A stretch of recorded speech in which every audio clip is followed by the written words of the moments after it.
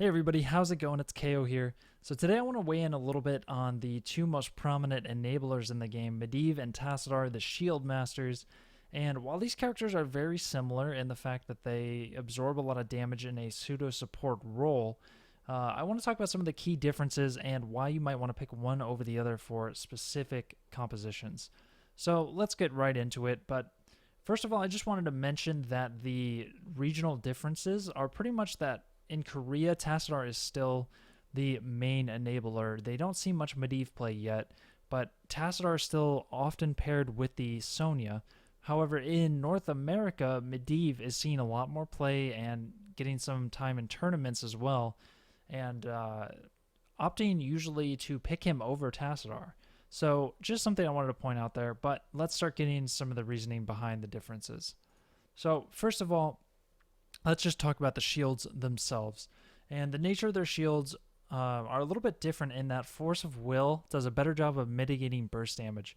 So if you're against a team that is very cooldown reliant, think for example of like a Ling Ming, an orb build Ling Ming even, that's going to throw out the humongous damage from the orb with the Seeker missiles.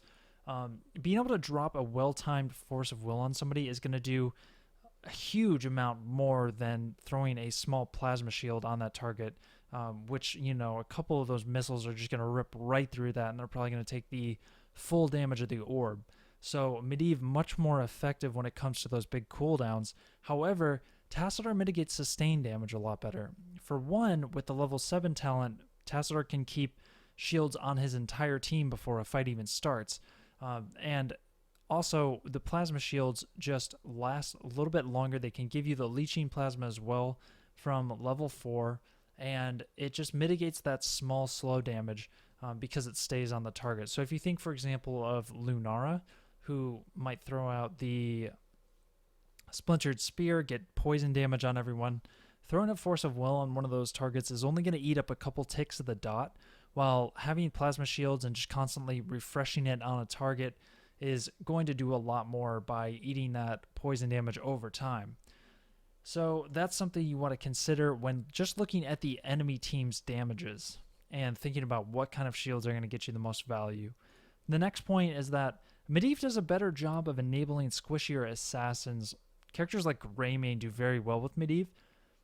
Because those characters are a lot more squishy and don't have defensives of their own, they die very quickly and often can't get much use out of a plasma shield compared to the beefier bruisers, which the plasma shield works much better for.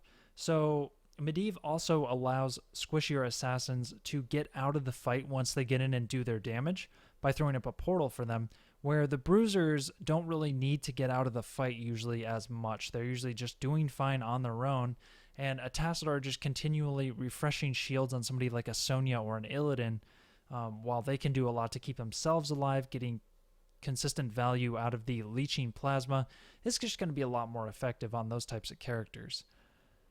Now, the next point is that Medivh, this is just a difference from these two characters. Medivh provides a lot of mobility for your team. So if you think about maps like Cursed Hollow, one of the issues that you run into a lot of the time is that you want to rotate to objectives from the same angle, and you don't want to have your team approaching a fight from split angles.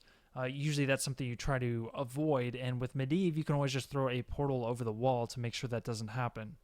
However, with Tassadar, you don't really get to do that. You need to approach the fight from the same angle, but he's able to punish enemy positioning much harder by throwing up a force wall behind an overextended person, blocking out a healer, something like that, and that's just one way that Tassadar is able to abuse enemy position, while Medivh is just more of an asset in terms of helping your team get in and out of the fight, get over walls, all of that good stuff.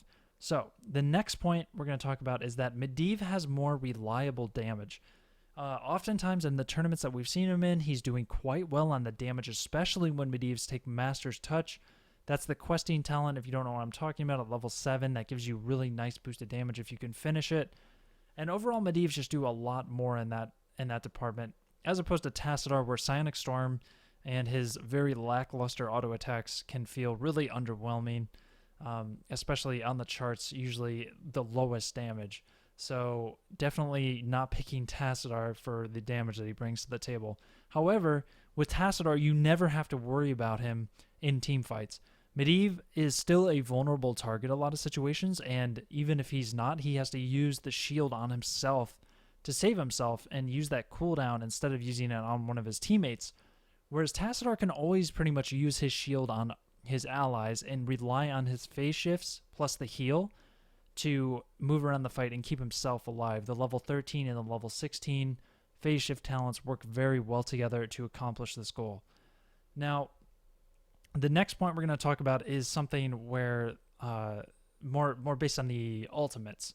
So for Medivh, you have a better counter engage ultimate, but it is a very significant cooldown as opposed to Tassadar, who doesn't really have to worry and wait on cooldowns. He's just always ready to get some value out of it. So with Medivh, you have Polybomb. When a team kind of jumps in and tries to all in the fight, using Polybomb completely shuts down the momentum of their fight when they first go in. So that's something that's a really nice tool to just kind of disrupt your team, disrupt the enemy team, especially if they're more all-in based. However, yeah, with the Tassadar, you just never have to worry about, oh guys, wait, I have 30 more seconds on Polybomb. He doesn't have a major cooldown like that. He just constantly has the force walls up every 10 seconds or so and is constantly ready to get value out of it. So the last thing I just wanted to point out is, both provide great vision tools. However, Tassadar at least is able to scout out stealths, and it's built right into his kit when you use Oracle. And Medivh just gives you a little bit more consistent, constant vision across the map with a Raven form. It's a lot safer, and overall, you're probably not going to get punished by checking bushes when you have a Medivh on your team. All right, well, that pretty much sums it up, guys. Both characters very strong. I feel like we'll start seeing more Medivh play on the global scale very soon. He's getting those quality of life changes, which are going to help him out a lot, because sometimes those portals are very finicky to interact with right now. And for Tassadar, just a very consistent character across the board. Will continue being very good with those beefier bruiser characters. Anyways, I hope this was helpful, guys. I will see you guys in the next one. Hope you're having a wonderful day. Good luck in your Hero League games, and take care.